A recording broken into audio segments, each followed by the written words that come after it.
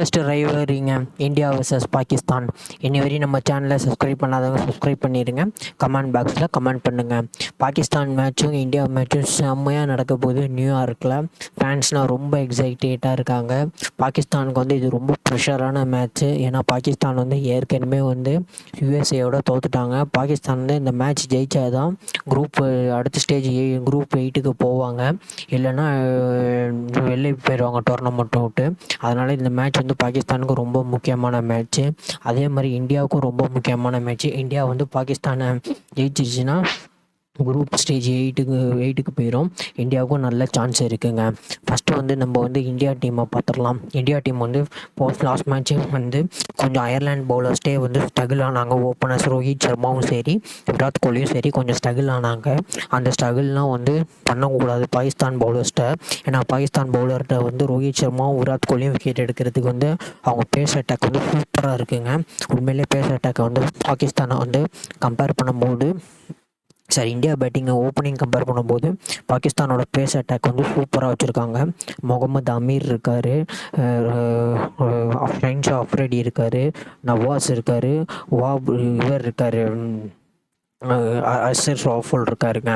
ஏன்னா ஷைன்ஷா அஃப்ரிடி வந்து எப்படி பவுலிங் போட்டு விக்கெட் எடுப்பாருன்னு தெரியும். ஏற்கனவே ரோஹித் சர்மா விக்கெட்டுனா அவர் நிறையா வாட்டி எடுத்திருக்காரு. அவர் ரோஹித் சர்மா விக்கெட் எடுக்கிறதுனே பவுலிங் போடுவார் யாக்கர்னா. ஏன்னா இன்ஸ்விங் டெலிவரியில் வந்து ரோஹித் சர்மா கொஞ்சம் வீக்கு, அதனால் அவர் மாட்டிக்குவார்.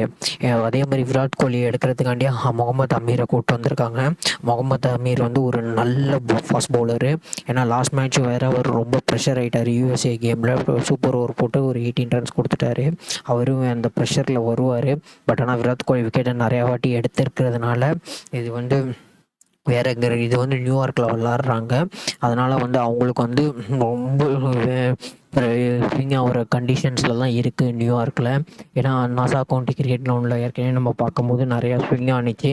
நல்ல பால் நல்லா மூவ் ஆகிட்டு இருந்துச்சு. அதனால் யார் ஃபஸ்ட் பேட்டிங்கை டாஸை வின் பண்ணுறாங்களோ அதுவே வந்து ரொம்ப குரூஷலாக இருக்கும். நாளைக்கு விராட் கோலி ரோஹித் சர்மா ஒரு நல்ல ஸ்டார்ட் எடுத்துட்டாங்கனாலே போதும். ஏன்னா விராட் கோலி வந்து லாஸ்ட் இயர் வந்து இந்த லாஸ்ட் 2020 வேர்ல்ட் கப் வந்து மெல்பர்னில் ஆடின இன்னிங்ஸ் வந்து எல்லாருக்குமே ஞாபகம் இருக்கும். அவர் தான் ஒரு பெரிய தூணாக இருந்து இந்தியாவை வந்து ஜெயிக்க வச்சார். அதே மாதிரி அவர் ஒரு வெயிட்லான ஒரு இன்னிங்ஸ் ஆடினார்னா இந்த வாட்டியும் வந்து ரொம்ப ஹெல்ப்ஃபுல்லாக இருக்கும். கண்டிப்பாக நாளைக்கு விராட் கோலி கையில் தான் அங்கே இருக்குது. ரோஹித் சர்மாவும் ஆடுவார். பட் ஆனால் அவர் ஃபஸ்ட்டு ஒரு 3 ஓவர் 4 ஓவர் தாக்க பிடிச்சிட்டாருன்னா போதும், ரோஹித் சர்மா பேட்டிங் ஆடிடுவார். அந்த 3 ஓவர் 4 ஓவர் தாக்க வைக்கிறது தான் ரோஹித் சர்மா கஷ்டம். ஆனால் ரோஹித் சர்மா வந்து 3 ஓவர் 4 ஓவர் நின்று தாக்க பிடிச்சிட்டாருன்னா ரோஹித் சர்மா நல்லா பேட்டிங் ஆடிடுவார். ஏன்னா லாஸ்ட் மேட்ச்சில் ரிட்டையர்ட் ஆகி போனார். பட் ஆனால் அவர் இந்த மேட்ச்லாம் எந்த இன்ஜுரியும் இல்லைன்னு சொல்லிட்டாங்க. அவர் கண்டிப்பாக விளையாடுவார். விராட் கோலி தான் மெயின் வெயிட்லான பிளேயரு. போன வாட்டி வேர்ல்ட் கப் பாகிஸ்தான் அப்போ நம்பர் 3 வந்தார். இந்த வாட்டி ஓப்பனிங் வராரு. அதனால் அவருக்கு ஒரு கொஞ்சம் ப்ரெஷர் இருக்கும். ஸ்விங் பால் வந்து ஏழியாக ஸ்விங்குனா ஆயிடுச்சுன்னா கொஞ்சம் போன வாட்டியே ஓப்பனிங் தான் அது. பட் ஆனால் இந்த வாட்டி ஓப்பனிங்காகவே இறங்குறாரு. பால்லாம் கொஞ்சம் ஸ்விங் ஆகும். ஏன்னா அமீரும் ஷைன்ஷா அஃப்ரிடியும் சூப்பராக போட்டுருவாங்க. அதுவும் விராட் கோலினாலே அவங்களுக்கு வந்து கொஞ்சம் வெறியாக தான் வருவாங்க. அதே மாதிரி அவங்களுக்கு வந்து ஹரிஸ் ராஃபுல் அவர் ஏற்கனவே விராட் கோலி மேலே கொஞ்சம் பயங்கர காண்டில் இருப்பார். போன வாட்டி அடிச்சிட்டாருன்ட்டு இந்த வாட்டி அவரும் வச்சு இந்தியா விராட் கோலினாலே அவர் கொஞ்சம் பார்த்து தான் பவுலிங் போடுவார். அவரும் அந்த வெறித்தனமாக போடுவார். அது வேறு இல்லாமல் நஷீம் ஷா வேறு இருக்காங்க. நஷீம் ஷாவும் ஒரு சூப்பரான பவுலரு. அப்புறமேட்டு பார்த்தீங்கன்னா இவர் இமாம் வாசிம் ஃபஸ்ட் மேட்ச் விளாடலை. இமாம் வாசிம் விளாட வைக்கிறதுக்கு நிறையா சான்ஸ் இருக்குது. விளாட வைப்பாங்களா என்னான்னு தெரியல. அதெல்லாம் பார்த்து தான் ஆகணும். விளையாட தான் வருவார். அடுத்தது நம்பர் 3 வர ரிஷப் பந்த் கொஞ்சம் நல்லா பேட்டிங் ஆடணும். லாஸ்ட் மேட்ச் 50 அடித்தார். அவர் நல்ல கான்ஃபிடென்ஸில் தான் இருப்பார்.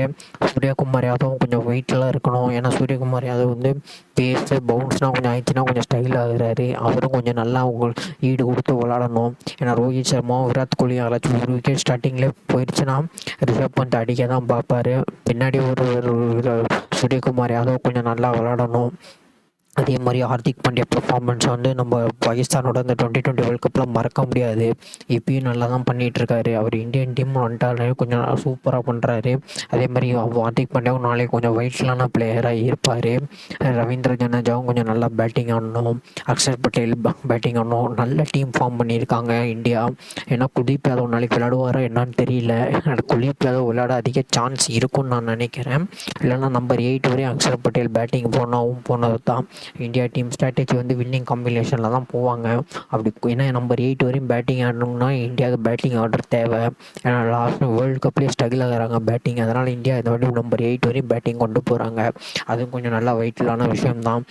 சிவம் துபேயும் கொஞ்சம் கான்ட்ரிபியூட் பண்ணணும். அவருக்கும் சான்ஸ் கொடுத்துட்ருக்காங்க. பார்ப்போம் அவர் என்ன படியாக பண்ணுறாருன்ட்டு. மற்றபடி சேம் டீம் தாங்க இந்த டீமு. எந்த மாற்றமும் இருக்கார். பும்ரா இருக்கார், நல்லா பவுலிங் போட்டுருவார். அடுத்து நம்ம பாகிஸ்தான் டீம் பார்க்கலாம். பாகிஸ்தான் டீம் பார்த்தீங்கன்னா பேட்டிங் ரொம்ப வீக்காக இருக்குங்க.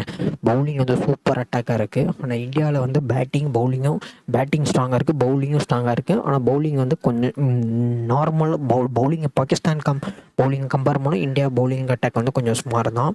பட் ஆனால் பாகிஸ்தான் பேட்டிங் அட்டாக் பார்க்கும்போது இந்தியா பேட்டிங் அட்டாக் வந்து எவ்வளோ ஃபேர் பெட்ரு. அதனால் பாகிஸ்தான் பேட்டிங் அட்டாக் வந்து ஓப்பனர்ஸ் தான். பாபர் அசாம், ரிஸ்வானா, ஃபக்கர் அசாம், இஃப்தார் அகமத் இவங்க 4 விக்கெட்டு எடுத்துட்டாங்கனாலே முடிஞ்சு போச்சு. ஏன்னா பின்னாடி வந்து பேட்டிங் ஆடுறதுக்கு பாகிஸ்தானில் யாருமே கிடையாது. பாபரும் ரிஸ்வானும் கொஞ்சம் மெயினான பிளேயரு.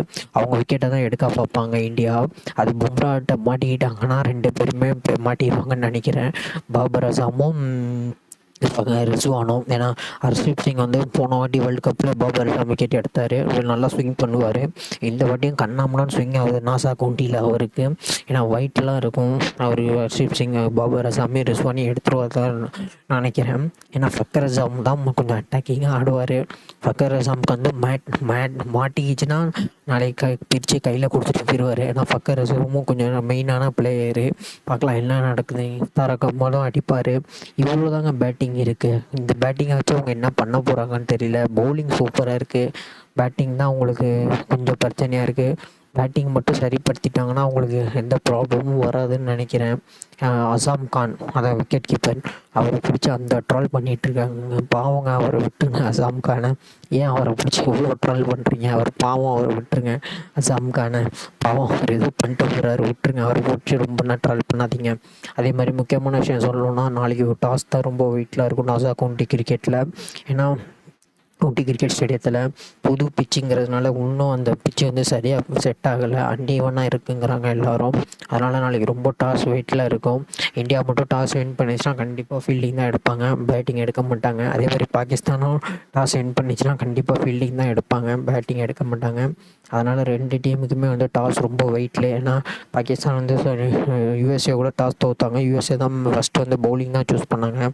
அதே மாதிரி இந்தியா டாஸ் வின் பண்ணாங்க, அயர்லாண்டோட ஃபீல்டிங் தான் சூஸ் பண்ணாங்க. ரொம்ப பேட்டிங் சூஸ் பண்ணாங்க, ஃபீல்டிங் தான் சூஸ் பண்ணாங்க. டாஸ் தான் நாளைக்கு ரொம்ப வெயிட்லாம் இருக்கும். டாஸ் யார் வின் பண்ணுறாங்களோ அவங்களே மேட்ச்சை வந்து ஒரு 75% ஜெயித்த மாதிரி ஆகிடும். நாளைக்கு டாஸ் ரொம்ப வெயிட்லாம் இருக்கும். என்னை பொறுத்தவரையும் நாளைக்கு மேட்ச் என்னை பற்றி கேட்டிங்கன்னா நான் 50-50 தான் சொல்லுவேன். ரொம்பலாம் நான் சொல்ல மாட்டேன். ஏன்னா இந்தியாவுக்கு வந்து பேட்டிங் ரொம்ப ஸ்ட்ராங்காக இருக்குது. பவுலிங் ஜஸ்பிரீத் பும்ரா, ஹர்ஷ்தீப் சிங், ஆனால் ஸ்பின் அட்டாக் நல்லா இருக்குது. ஆனால் பாகிஸ்தானுக்கு பவுலிங் ரொம்ப ஸ்ட்ராங்காக இருக்குது. முகமது அமீர், அசீஸ் ராவ், ஷஹீன் ஷாஃப்ரடி, நசீம் ஷா அவங்களாம் வச்சுருக்காங்க. சூப்பரான பவுலிங் வச்சுருக்காங்க. ஆனால் பேட்டிங் வீக்காக இருக்குது. 2 சைடையும் பொறுத்தவரையும் நான் வந்து 50-50 தான் சொல்லுவேன். ஏன்னா நியூயார்க்லேருந்து நாசா கவுண்டி ஸ்டேடியத்துக்கு வரத்துக்கே வந்து 2 ஹவர்ஸ் ட்ராவல் ஆகுதாங்க. ஃபேன்ஸ்லாம் நாளைக்கு பாவம் ரொம்ப சீக்கிரமே கிளம்பி வருவாங்க.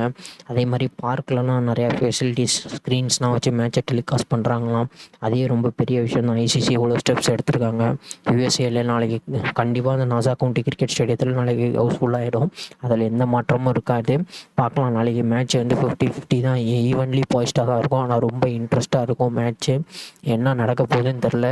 நானும் ரொம்ப எக்ஸைட்டாக இருக்கேன் நாளைக்கு மேட்ச் பார்க்குறதுக்குங்க.